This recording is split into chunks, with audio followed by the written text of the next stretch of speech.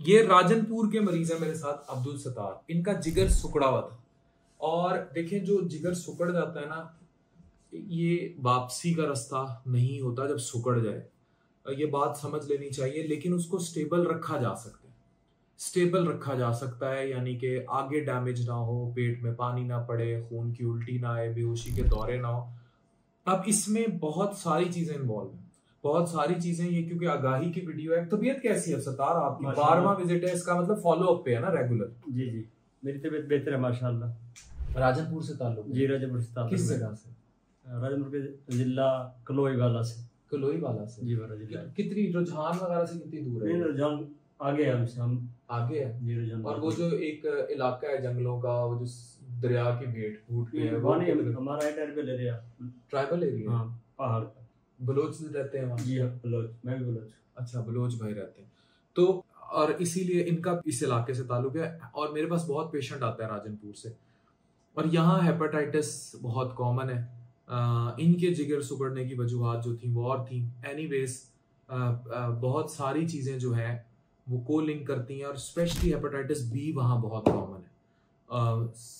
Interior Sindh में और बलूचिस्तान में हेपेटाइटिस बी ने तबाही मचाई हुई है। उसमें बहुत सारा कुछ करना पड़ेगा, हुकूमतों को करना पड़ेगा, स्क्रीनिंग प्रोग्राम्स आएंगे, वैक्सीनेशन नाम करनी पड़ेगी, वो एक लंबी डिबेट है।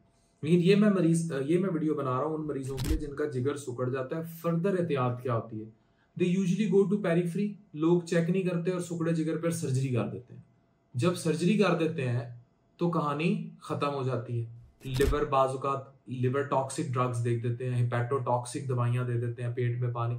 इसी तरह खवातीन हामला हो जाती हैं, वहीं पेरिफ्री में सर्जरी कराती हैं, बी की वजह से जिगर सुकड़ा हुआ था, और उसके बाद पेट में पानी पड़ जाता है, खून की उल्टी और बेहोशी के दौरे हो जाते हैं।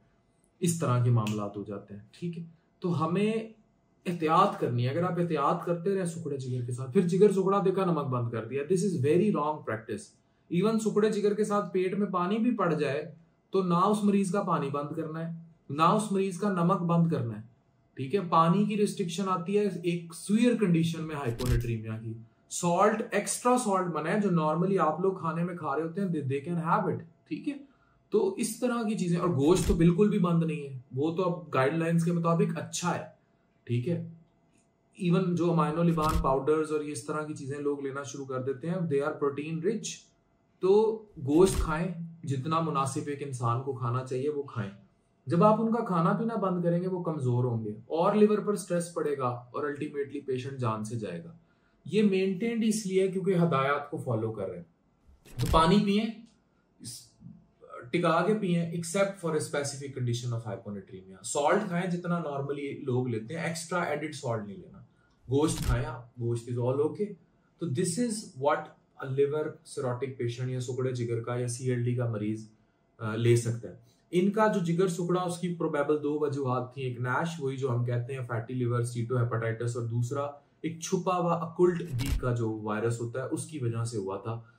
ओवरऑल जो इनके इलाकों में है उसमें हेपेटाइटिस बी और सी बहुत कॉमन है जिसकी वजह से जिगर सुकड़ जाते हैं। तो सुकड़े जिगर के मरीजों के लिए खास हदायत है, इसमें मैंने डाइट का भी बता दिया है।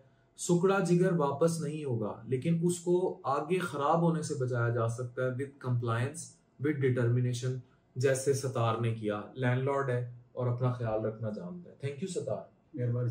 Thank you.